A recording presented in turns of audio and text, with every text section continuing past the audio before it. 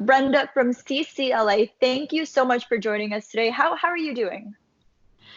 Well, I'm hanging in. It's a scary time, and at CCLA, there's so much work to be done, as well as juggling all of the, issues that come along with self-isolating and working from home. So, like everyone, yeah, I'm having some struggles, but we're getting by, and we're happy to be able to continue doing our work.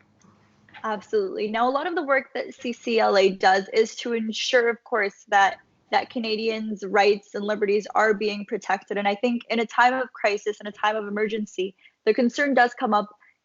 Is there a point where I should be ready to give up my rights and my freedoms for the common good? So I want to know, first off, what is your opinion on that? Well, I think that it matters a lot what the specific ask is at any one given moment. But certainly in times of crisis, sometimes we're called upon to do unusual things. That doesn't mean that we should do them unquestioningly. Sometimes we need to look at what we're being asked and say, is that actually necessary? Is that reasonable and proportionate in the circumstances? So that's the lens that we use to look at requests for us to put some of our rights on hold for a little while during this pandemic. Of course. And one of the ways that has been talked a lot, I think, in the last coming weeks has to do with smartphones. There has been talk of using heat maps to figure out if there's large gatherings. There's been talk of tracking the data that each person has on their cell phone in order to perhaps, you know, find the people that aren't agreeing to the government's requests. What can you say about that? Should we be concerned about using our phones and how much access the government has to our information? Absolutely, we should be concerned. I think that privacy is one of those rights that's internationally recognized as a fundamental human right, but also a right that we are too often asked to trade away for convenience or for the benefit of others. So we're kind of accustomed to being asked when we download an app on our phone to agree to sharing information in exchange for a benefit or a service, or even sometimes just to play a stupid bubble popping game. And that kind of acculturation, I think, has prepped us badly for this time of crisis when all of a sudden people are thinking, how much information can we actually get from people to help solve public health problems? And what's the most direct, simple way to get it? And the answer, of course, that they're coming up with is the phone. Because our phones are essentially a little tiny surveillance device that we all carry in our purses or our pockets. And they collect information about where we are and who we're in association with, and the things that we do over the course of the day. And all of that information is being viewed as potentially useful to help solve public health problems. But at the same time, it's all information that reveals really intimate information about who we are and who we spend time with, and even what we believe in, to the extent that we can be tracked to our places of worship, for example. So it's not information that we should give up without thinking about it. And at the same time, of course, we should recognize that we also can't be afraid of finding new and interesting ways of using information that will be genuinely helpful. But the key to that sentence is, will it be genuinely helpful? What kind of study has gone into assuring us that if we accept, and that's a big if we're willing to accept a newly invasive kind of information collection in this public health crisis, that the plan has been well thought through, that nobody's asking for any more than they absolutely need, that there's exactly the right precautions in place to protect the information and keep it safe. And again, that we know it's going to help, that someone isn't just thinking, hey, someone's got a phone and maybe there's something on there that we might want. And so if we just collect it all, I bet you we could figure out something cool or helpful to do with it. That's not good enough. Of course. So right now, at this exact moment, is our information being used? Right now in Canada, we have been told that while some of our governments are considering the use of this, nobody's doing it at the moment. And that's actually great, because it shows that there's due consideration being given. It shows that our governments have an understanding of the really severe impact this could have on the privacy of people in Canada. There have been little bubbles floated.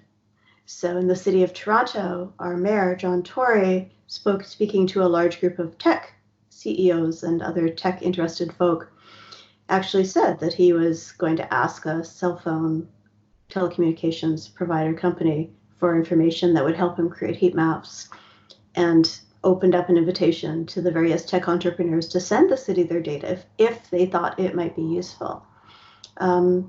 We and other groups noticed that statement very quickly, and the city actually clarified that, in fact, they have not yet collected information, and if they do, it'll go through a privacy impact assessment and the appropriate steps that would be needed.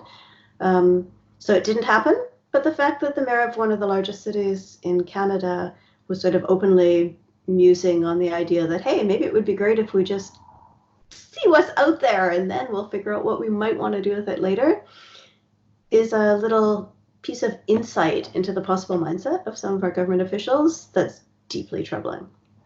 Of course, and the fact that they're considering this is something that I think all Canadians need to be prepared for and alert. There's also been talk of geolocation bracelets that were used in Hong Kong for people that were being tested. Is that something that Canadians should maybe prepare for, or do we have the right kind of organizations in place to protect us from the government knowing where we are at all times?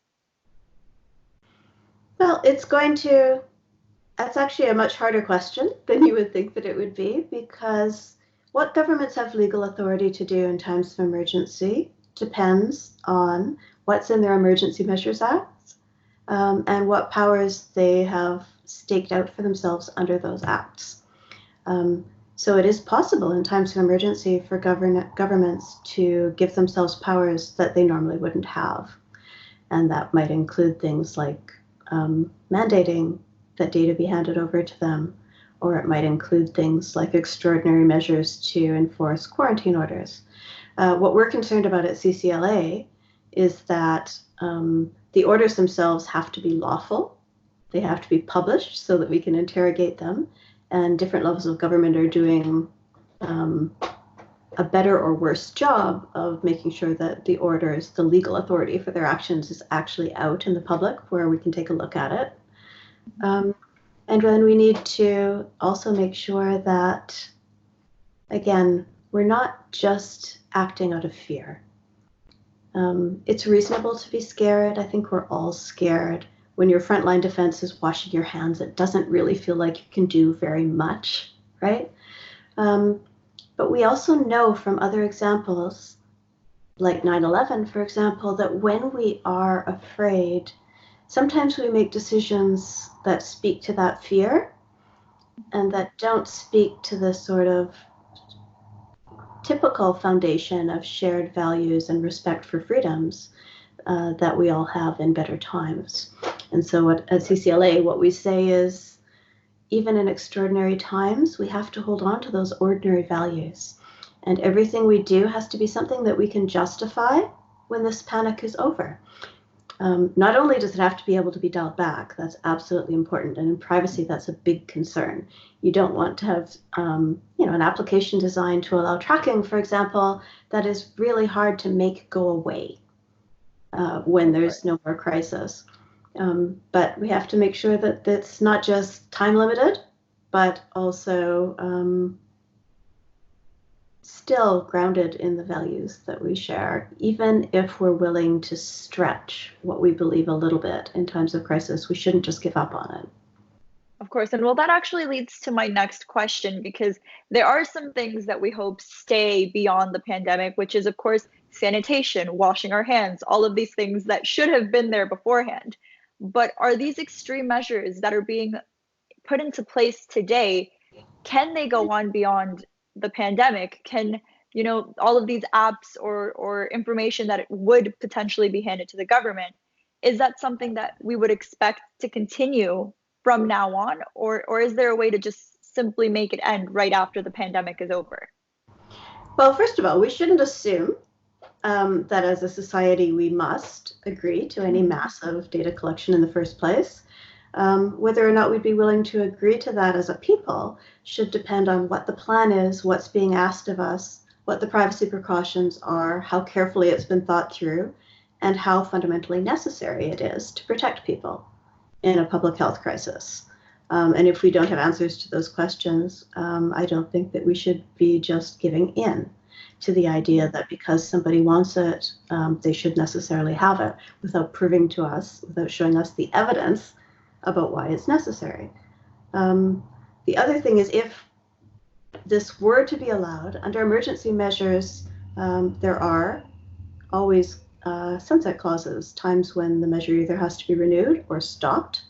And we would, of course, absolutely expect that that would include any extraordinary measures for data collection or any extreme tracking of people in Canada. We'd absolutely expect for that to stop. The danger, of course, is that it's easier to erode a right than it is to protect it or to dial it back if once that erosion has happened, which makes protecting it up front so very important. Absolutely. And I think another cause for concern for Canadians is a lot of us are working from home. A lot of us are having business meetings on these online platforms. We're sharing information. We're pretty much putting all of our information on our devices. So, as someone who does deal a lot with privacy, what recommendations or what advice can you give our viewers when their lives are dependent on a screen? Well, there are a lot of steps for good data hygiene and self-protection measures that we should always be taking, just like we should always be washing our hands. But that, as you point out, are particularly important now. So if you're sending messages and it's important that the content of those messages are secure, use a program that encrypts your communications. And there are lots of good ones out there. If you are browsing for information, make sure that you're going to reputable websites. One of the big concerns around data hygiene and good information practices right now is that there are tons of malevolent actors out there trying to capitalize on the fact that people are scared and afraid and desperate for information. So there's all kinds of malware attacks out there, phishing attacks, which are little text messages or emails trying to get you to click on a link that are going to try and get money out of you or some of your personal information. There's false information being spread to attempt to sow panic and distrust. So it's really important that you think about the sources of your information. If you see something that's too good to be true, it is. It's just too good to be true. Don't click on it. If you are really unsure and you think maybe the government of Canada really did send me a text message telling me to click on the link to get money, go to the Government of Canada website and try to find whether or not it's true. Never click on that link.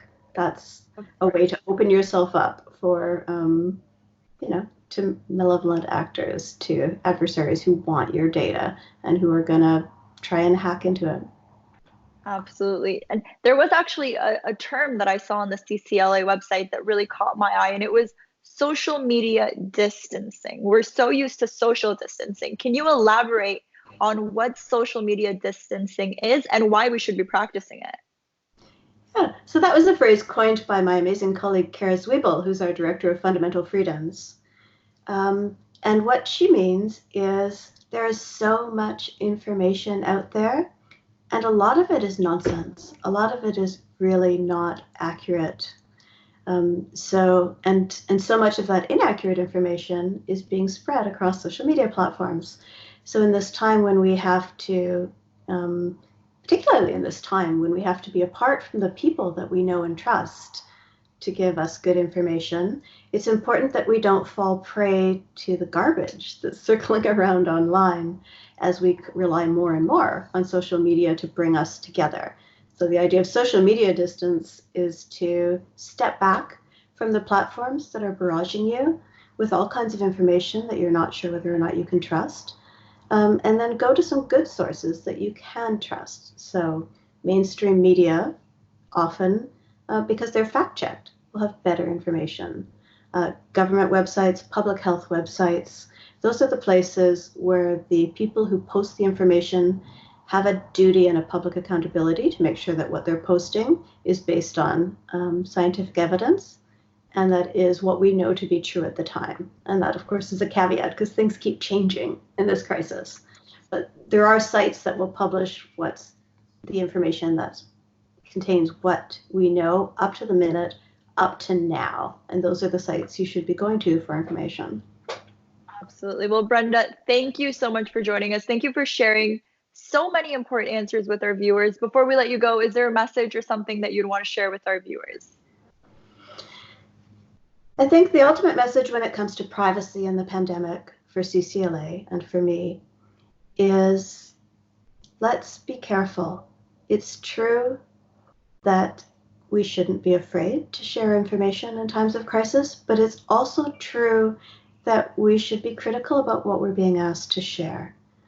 It's important that we understand that any kind of information collection effort that happens now during the pandemic needs to be something that we'll still think was fair and reasonable and not harmful to us when it's all over. So we need to look at any requests for information in that light.